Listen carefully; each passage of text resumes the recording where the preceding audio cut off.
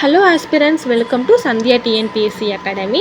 இந்த வீடியோவில் நம்ம பார்க்க போகிறது என்ன அப்படின்னா, ரெகுலேட்டிங் ஆக்ட், அதாவது ஒழுங்குமுறை சட்டம் எப்போ கொண்டு வந்தாங்க அப்படின்னா 1773 1773 இந்த சட்டம் கொண்டு வந்திருப்பாங்க. இந்த சட்டத்தை பற்றி நம்ம டீட்டெயிலாக பார்க்கலாம். வீடியோ ஸ்கிப் பண்ணாமல் பாருங்கள், டீட்டெயிலாக எல்லாமே உங்களுக்கு எக்ஸ்பிளைன் பண்ணுறேன். பார்க்கலாமா? இந்த ரெகுலேட்டிங் ஆக்டை கொண்டு வர்றதுக்கான காரணம் இருக்குது. அதுக்கு 2 போர் தான் காரணம். என்னென்ன போர் அப்படின்னா, பக்ஷா போர், இன்னொன்று பிளாசி போர், இன்னொன்று பக்ஷா போர். இந்த பிளாசி போர் எப்போ கொண்டு வந்தாங்க அப்படின்னா 1757 கொண்டு வந்திருப்பாங்க. பக்ஷா போர் 1764 கொண்டு வந்திருப்பாங்க. இந்த பிளாசி போர், பக்ஷா போர் 2 போர். இந்த 2 போர்னால தான் இந்த ஒழுங்குமுறை சட்டம் வரதுக்கான காரணமாக இருந்துச்சு. ஓகேவா? பிளாசி போர் 57, பக்ஷா போர் 64. ஓகே, இந்த பிளாசி வாரப்போ யாரு நவாப் ஆஃப் பெங்காலா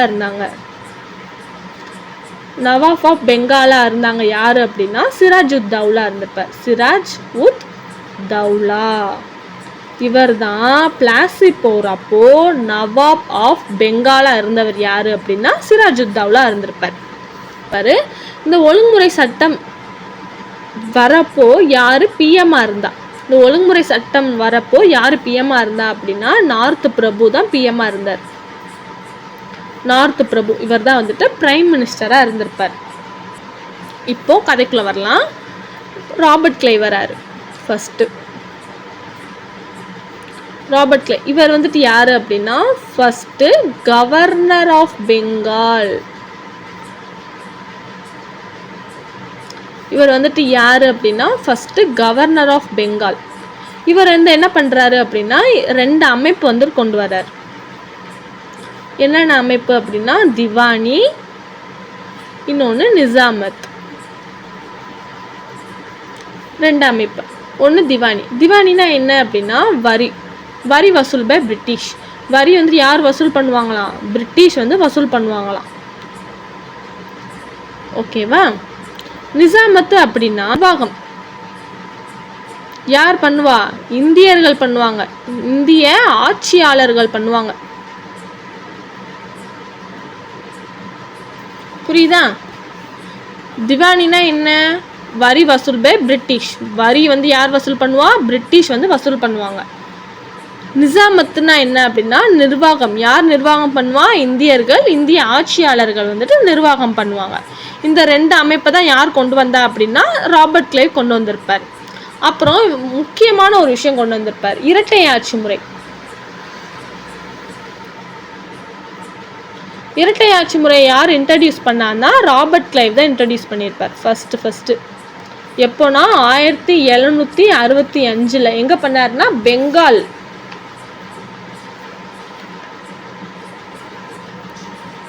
ஓகேவா? இரட்டை ஆட்சி முறையை யாரு அறிமுகப்படுத்தினா அப்படின்னா ராபர்ட் கிளைவ் அறிமுகப்படுத்தியிருப்பார். எப்போ அப்படின்னா 1765 எங்கன்னா பெங்காலில் பண்ணியிருப்பார்.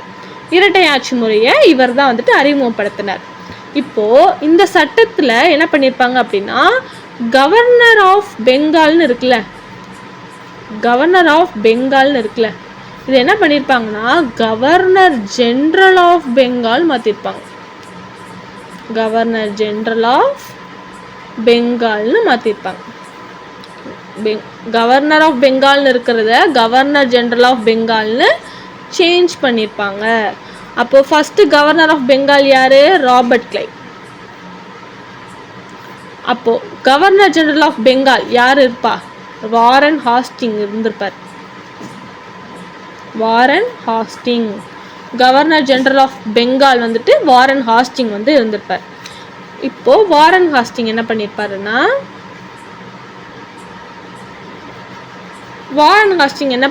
அப்படின்னா 1765 ராபர்ட் கிளைவ் என்ன பண்ணாரு? இரட்டை ஆட்சி முறையை கொண்டு வந்திருப்பார். என்ன பண்ணியிருப்பாருன்னா இரட்டை ஆட்சி முறை, டியூயல் சிஸ்டம் 1765 ராபர்ட் கிளைவ் கொண்டு வந்த இந்த டூயல் சிஸ்டம், அதாவது இரட்டை ஆட்சி முறையை இந்த வாரன் ஹாஸ்டிங் அப்படின்றவர் நீக்கிட்டார். நீக்கம்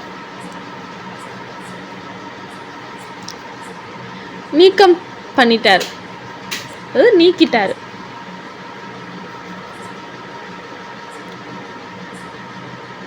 அபாலிஷன் கூட வச்சுக்கலாம், இல்லைன்னா நீக்கப்பட்டது.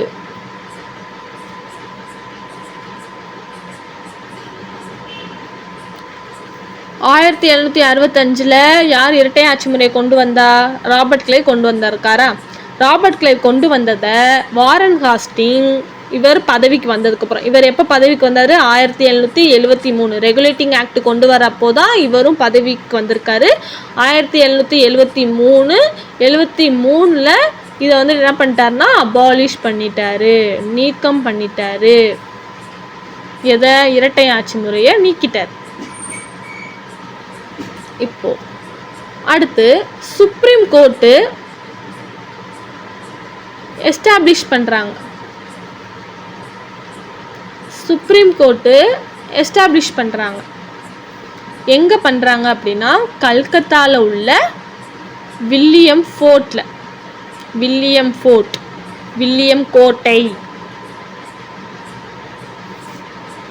சுப்ரீம் கோர்ட்டை கல்கத்தாவில் உள்ள வில்லியம் ஃபோர்ட்டில் வந்துட்டு என்ன பண்ணுறாங்கன்னா உருவாக்குறாங்க. எப்போ உருவாக்குறாங்க? 1774 உருவாக்கியிருப்பாங்க. சரியா? இதை வந்துட்டு 74 வந்துட்டு உருவாக்கியிருப்பாங்க. இதை வந்துட்டு டெல்லிக்கு வந்து மாற்றிருப்பாங்க.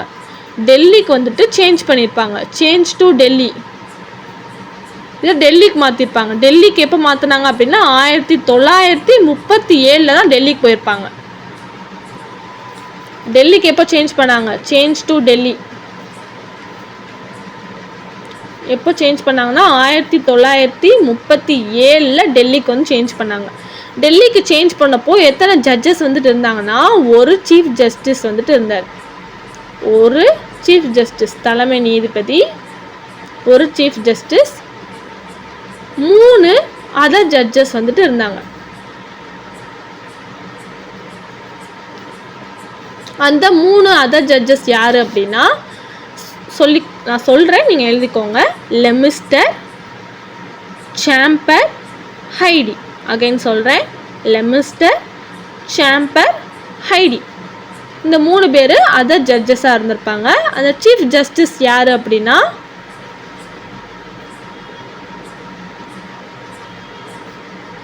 Sir Elijah Impey. இவர் தான் first chief justice in India.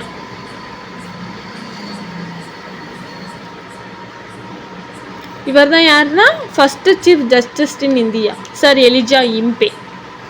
ஓகேவா? அடுத்து இப்போது டெல்லிக்கு சேஞ்ச் பண்ணாங்க. எப்போ சேஞ்ச் பண்ணாங்க? 1937. அப்போ ஒரு ஜட்ஜு, 3 அதர் ஜட்ஜஸ் வந்துட்டு இருந்தாங்க. ஒரு ஜட்ஜு வந்துட்டு சீஃப் ஜஸ்டிஸ் வந்து யாருன்னா sir Elijah இம்பே. 3 other judges லெமிஸ்டர், sambar, ஹைடி வந்துட்டு இருந்திருப்பாங்க. அவ்வளோதான். அதுக்கப்புறம் இதை நடைமுறை பண்ணியிருப்பாங்கல்ல. எப்போ நடைமுறை பண்ணாங்க அப்படின்னா 1950 தான் நடைமுறை பண்ணாங்க. டெல்லிக்கு சேஞ்ச் பண்ணிட்டாங்க, 37 சேஞ்ச் பண்ணிட்டாங்க. அதை நடைமுறைக்கு கொண்டு வந்தது 1950 சுதந்திரத்துக்கு அப்புறம் தான் கொண்டு வந்து நடைமுறையே பண்ணியிருப்பாங்க. நடைமுறை பண்ணப்போ எத்தனை ஜட்ஜஸ் வந்துட்டு இருந்தாங்கன்னா அதே மாதிரி ஒரே ஒரு சீஃப் ஜஸ்டிஸ் வந்து இருந்திருப்பார். 7 அதர் ஜட்ஜஸ் வந்து இருந்திருப்பாங்க. ஓகேவா? அதுக்கு கவர்னர் ஜெனரல் ஆஃப் பெங்காலுக்கு, கவர்னர் ஜெனரல் ஆஃப் பெங்காலுக்கு ஹெல்ப் பண்ணுறதுக்காக 4 எக்ஸிக்யூட்டிவ்ஸ் மெம்பர்ஸை வந்துட்டு அப்பாயின்மெண்ட் பண்ணியிருப்பாங்க. அதாவது நிர்வாக குழு, அவங்களாம் அந்த 4 பேருமே வந்துட்டு என்னதுன்னா நிர்வாக குழு மெம்பர்ஸ், உறுப்பினர்கள், அவங்கள வந்துட்டு அப்பாயின்மெண்ட் பண்ணியிருப்பாங்க. அவங்க 4 பேர், எத்தனை பேர்னா 4 பேர் வந்து பண்ணியிருப்பாங்க. இந்த 4 பேரை பிட் இந்தியா சட்டம் சொல்லிட்டு இதுக்கு அடுத்தபடியாக ஒரு சட்டம் இருக்குது. அது வந்துட்டு 1984 வந்து கொண்டு வந்திருப்பாங்க. இந்த ரெகுலேட்டிங் ஆக்ட் கொண்டு வந்ததுக்கப்புறம் இந்த பிட் இந்தியா சட்டம் வந்து கொண்டு வந்திருப்பாங்க. அந்த சட்டத்தில் இந்த 4 எக்ஸிக்யூட்டிவ்ஸ் மெம்பர்ஸ் இருக்காங்களே, ரெகுலேட்டிங் ஆக்டில் 4 எக்ஸிக்யூட்டிவ்ஸ் மெம்பர்ஸ், பிட் இந்தியா சட்டத்தில் இதை வந்துட்டு 3 ஆக்கியிருப்பாங்க. புரியும் நினைக்கிறேன். ரெகுலேட்டிங் ஆக்டில் 4 எக்ஸிக்யூட்டிவ் மெம்பர்ஸ், இந்த 4 3 மாற்றிருப்பாங்க. எந்த சட்டத்தில்? இந்த 4 உறுப்பினர்களை 3 உறுப்பினர்களாம் மாற்றிருப்பாங்க. எந்த சட்டத்தில் அப்படின்னா பிட் இந்தியா சட்டத்தில் மாற்றிருப்பாங்க. இதுக்கு அடுத்த சட்டம் அடுத்த வீடியோவில் நான் போடுறேன். ஓகே, இப்போ வந்துட்டு 4, இப்போ இந்த ரெகுலேட்டிங் ஆக்டில் நம்மளுக்கு எத்தனை உறுப்பினர் இருக்காங்கன்னா 4 உறுப்பினர்கள் இருக்காங்க. எத்தனை உறுப்பினர்கள்? 4 உறுப்பினர்கள் நம்மளுக்கு வந்துட்டு இருக்காங்க. ஓகே, இது வரைக்கும் புரிஞ்சிருக்கும்னு நினைக்கிறேன். புரியலை அப்படின்னா எந்த இடத்துல புரியலையோ அந்த இடத்துல கமெண்ட் பண்ணுங்கள், நான் ரிப்ளை பண்ணுறேன்.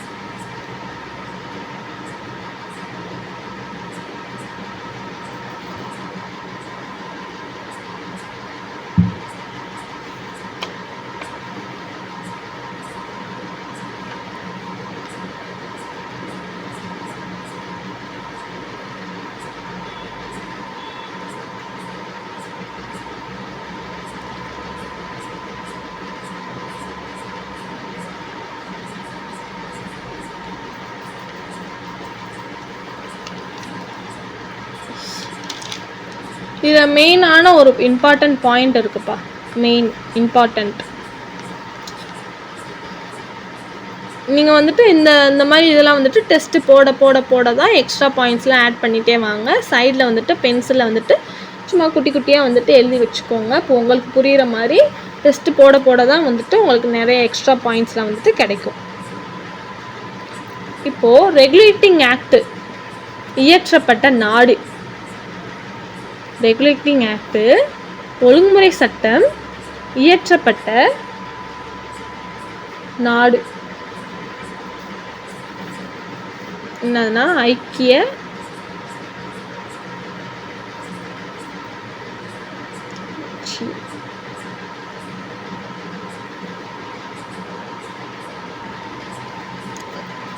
United kingdom.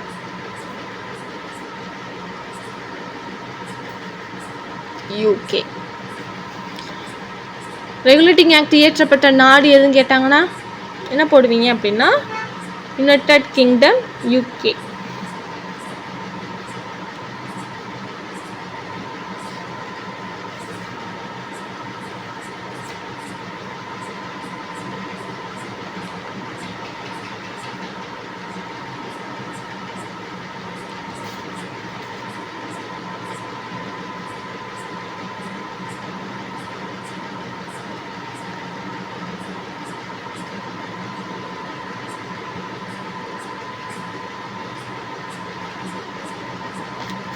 அவ்வளோதான்.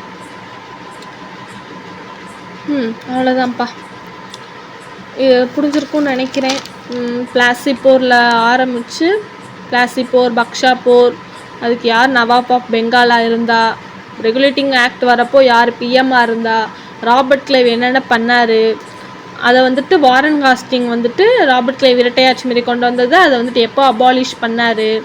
வாரன் ஹாஸ்டிங் வந்துட்டு 2 அமைப்பு வந்து கொண்டு வந்திருப்பார். டிஸ்ட்ரிக்ட் கலெக்டர்னு சொல்லிட்டு ஒன்று, அடல்ட் சிஸ்டம்னு சொல்லிட்டு ஒன்று, 2 அமைப்பு வந்து கொண்டு வந்திருப்பாங்க. 1700 சம்திங் சரியாக தெரியல, நான் வந்துட்டு பார்த்துட்டு சொல்கிறேன். அதை வந்துட்டு அந்த இதை வந்துட்டு கொண்டு வந்திருப்பார். 1772 சம்திங் கன்ஃபார்ம். ஆமாம், 1772 வாரன் ஹாஸ்டிங் வந்துட்டு டிஸ்ட்ரிக்ட் கலெக்டரும் அடலர் சிஸ்டம் சொல்லிட்டு 2 அமைப்பு வந்து கொண்டு வந்திருப்பார். 1772 வந்துட்டு கொண்டு வந்திருப்பார். ஓகேவா? புரிஞ்சிருக்கும்னு நினைக்கிறேன். ரெகுலேட்டிங் ஆக்டு ரெகுலேட்டிங் ஆக்டில் மெயினானதே கவர்னர் ஆஃப் பெங்கால் அப்படின்றத கவர்னர் ஜென்ரல் ஆஃப் பெங்கால்னு சேஞ்ச் பண்ணது தான். First governor of Bengal Robert Clive, first governor general of பெங்கால்னு கேட்டால் வாரன் ஹாஸ்டிங். புரிஞ்சிருக்கும்னு நினைக்கிறேன். பிடிச்சிருந்தா லைக் பண்ணுங்க, டவுட் இருந்தால் வந்துட்டு கமெண்ட் பண்ணுங்கள், நான் ரிப்ளை பண்ணுறேன். உங்கள் ஃப்ரெண்ட்ஸ் இப்போ தான் வந்துட்டு படிக்க ஸ்டார்ட் பண்ணியிருக்காங்க அப்படின்னா வந்துட்டு இந்த வீடியோ உங்களுக்கு யூஸ்ஃபுல்லாக இருக்கும்னு நினைக்கிறேன். இதை வந்துட்டு ஷேர் பண்ணி விடுங்க. தேங்க்யூ.